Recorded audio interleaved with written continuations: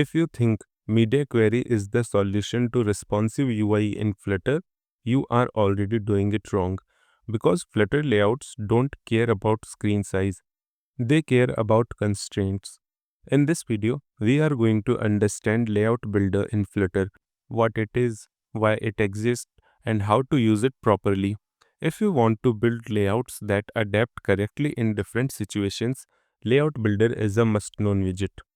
So Layout Builder is a widget that gives us information about the constraints passed down by its parent widget.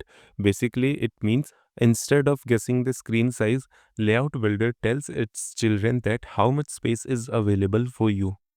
Now let's first explore the basic structure of Layout Builder. So come inside this body part and here add the Layout Builder widget.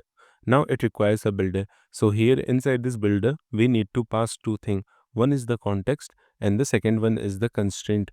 And this is the main property which holds all the constraint information. Okay. Now from here return the container widget. Let me tell you this thing once again. Here this constraint object tells us the minimum and maximum width and height that this widget can use. Now let's see what information we get from the constraints. So here add a print statement, then here print the min width by using constraint, then print the max width, then min height, and then print the max height. Okay.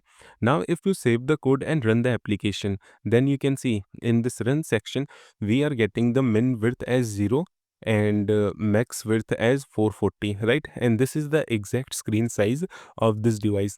Now come inside this container widget, and here if you add a color, something like blue color, okay, and now if you save the code, then you can see our container is taking whole available height and width because of this layout builder. Because layout builder always provide the full space to its child. For example, if you want to maintain its height and width, then what you can do here inside this container widget, here you can add the height parameter, and then here you can assign the height as constraints dot max height multiply by 0.2. And now if you save the code, then you can see our height is taking 20% of the available height. Okay, and the same way you can add the width. For example, here add the width property and then here assign the width as constraint dot max width multiply by 0.5, which means it will take the 50% of available width. And now if you save the code and run the application, then you can see it's taking exactly 50% of the available width. So this is the thing which you can achieve using the layout builder. Now you can say that, okay, fine, we can also do this thing by using the media query, right? But no, you are wrong. The reason is that media query is provide you the whole available height and width part.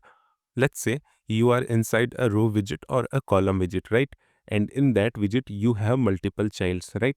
Now if you use media query there, then it will provide you the whole available width. For example, in our case, the maximum width available for this device is 440 pixels, right? Now, if you use media query, in all the situation, it will always give you 450 pixel. It's not going to give you the remaining space. And here layout builder helps us a lot. Like it always give you the remaining space. Okay.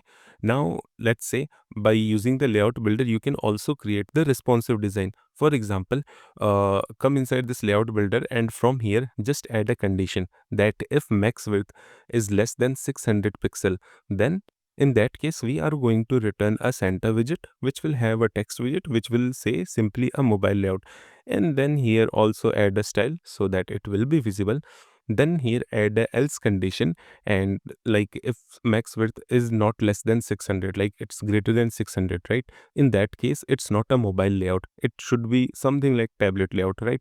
In that case here mention the tablet layout. And yeah, now if you save the code and run the application, then you can see here we are seeing mobile layout, and yeah, we know that it's mobile layout and it's perfectly fine, no issues here. But now if I rotate my mobile device, then you can see here we are seeing the tablet layout.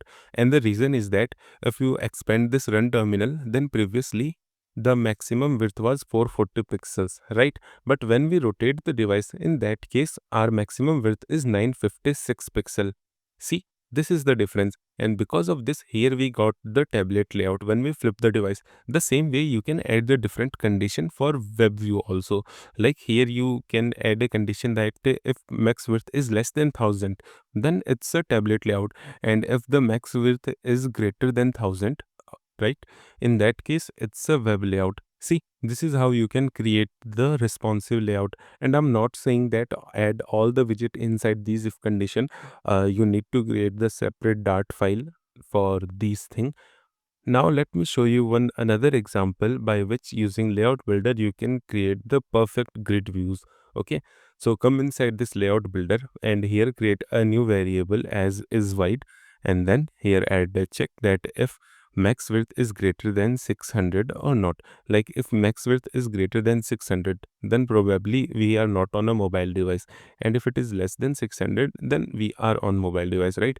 Then from here remove this container thing and here add the grid view and then add the count property. Okay, then come inside this widget and here add the cross axis count, and then here add a condition that if it is wide, in that case we are going to return 3 element, otherwise we are going to add 2 elements. Okay, then for children, here add the list dot generate and we are going to create 6 elements, so here add the count as 6. Then here it will return an index, and based on that index we are going to return a card which will have a center widget and which will have a child which will say text and item index.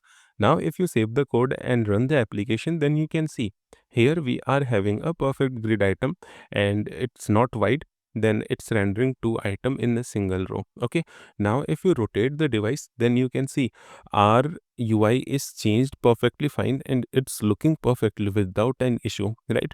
So these are the few things which you can achieve by using the layout builder. Now, if you enjoyed this video or learned something new, then please hit the like button and subscribe to Widget Wisdom. And in the next video, we are going to create a responsive design using the layout builder.